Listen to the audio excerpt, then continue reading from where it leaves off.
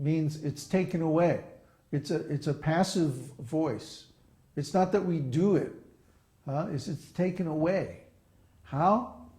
Because of performing devotional service. Then we can attain nishta, steadiness. And from nishta comes ruchi, comes a taste for devotional service.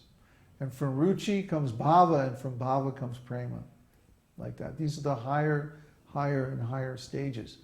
So everybody has to go through these stages. It cannot be rushed. It's just like when you plant a seed, the seed has to sprout, has to germinate, and then it has to grow. And then when it's small, it has to be protected. And then it has to water and fertilize and take the weeds away. And so many stages that it goes through, and gradually it grows up and up and up and becomes a tree, a sapling. And eventually it gets blossoms.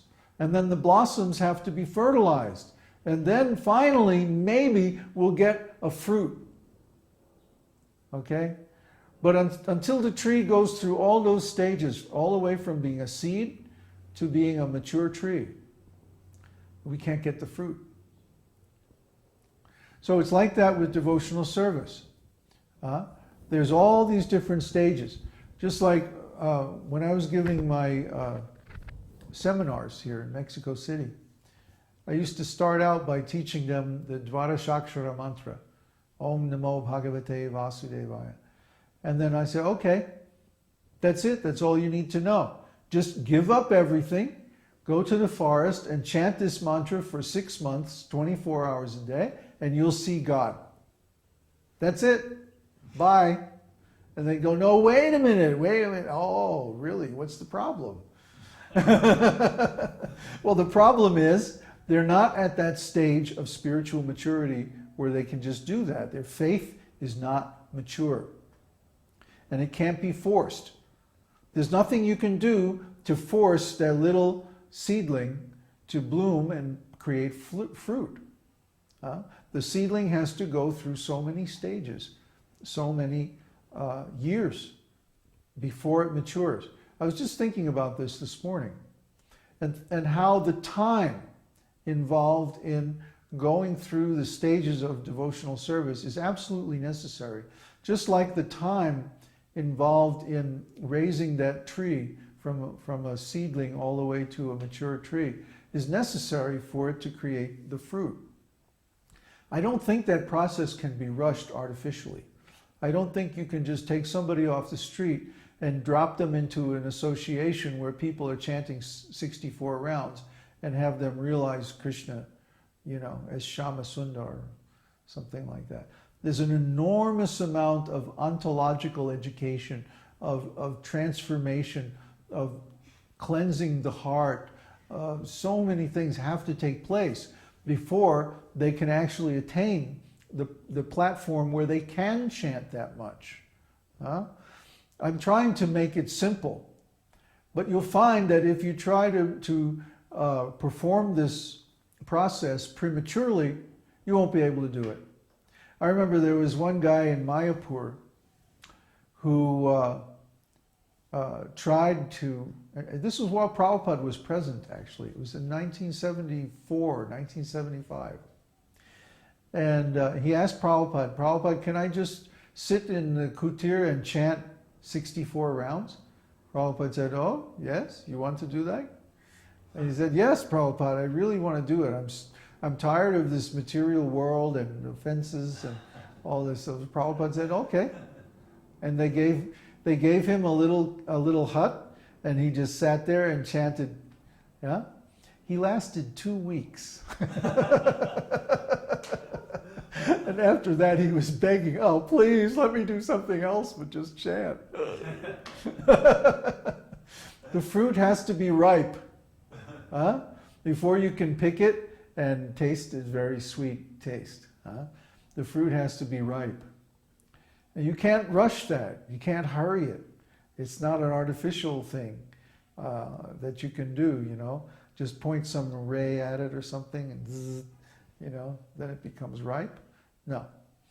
So we have to have the patience and the perseverance to go through these different stages. And we also have to know those stages are there and what their symptoms are. And then we have to be willing to go through them. We have to be willing to pay our dues. This is not something you can get artificially. Yes, the process is basically simple, but it's not easy. That's why people do this for, a couple of years and then they give up on it and go away, do something else. Or, just a couple of months, like Maya does. Well, we laugh, but it's actually a tragedy, because for someone to come so close to getting the means to liberate themselves from this material world, and then even they know all of the process and everything, and then they give it up, and they give up the association of the devotees and they go away. This is horrible. It's a tragedy. When somebody has a car crash or a plane crash and they're injured or they die, we think, oh, it's so terrible, it's so tragic, and it is. But it's just as bad when someone comes to this process of devotional service and then out of some whimsical thing or out of bad association or whatever the cause is, they give it up. It's horrible.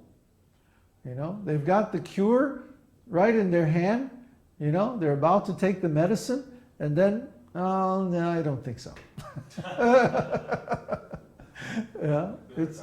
Really. Let me just take birth next time as a woman or whatever. I mean, it's horrible. Whatever you contemplate in this life is where you go in the next life. Yeah, so we want to make sure that we contemplate things that are going to elevate us rather than degrade us.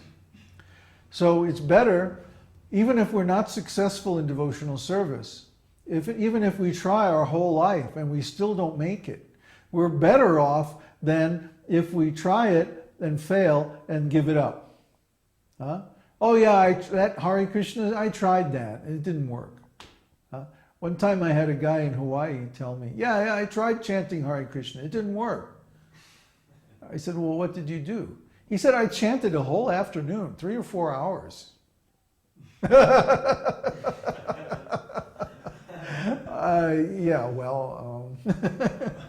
It's almost useless to try to explain to somebody like that, well, it might take your whole life, or maybe a couple of lifetimes to work.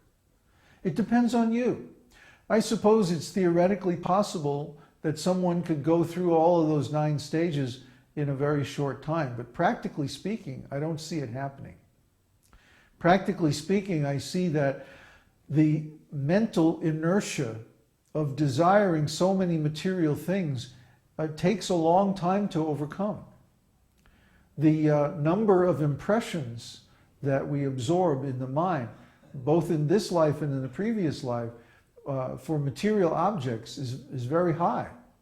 So it takes a lot of spiritual impressions to overcome that. And you can't generate those spiritual impressions just overnight. It's going to take some time.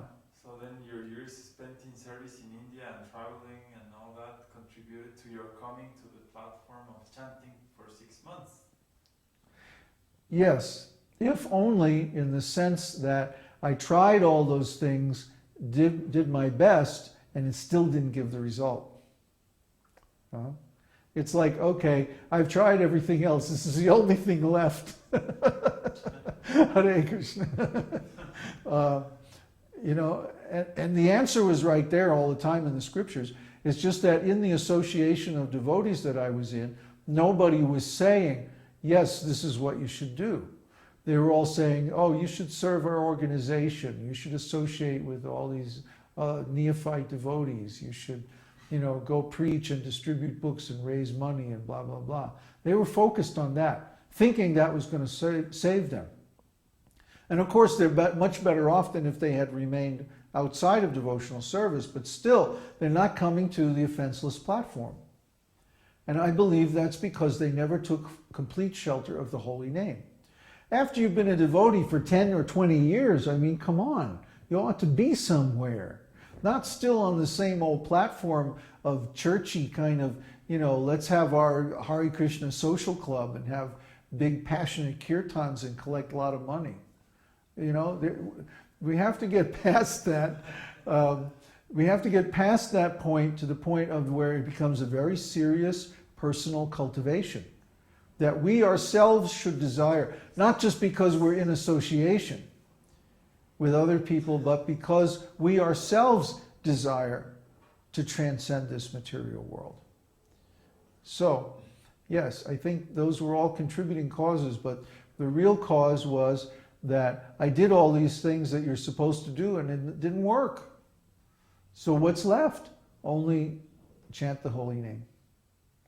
Maybe if I had done that in the beginning, I would have attained sooner, but who can say? We don't have enough data. We don't have enough examples of people who have tried it. So that's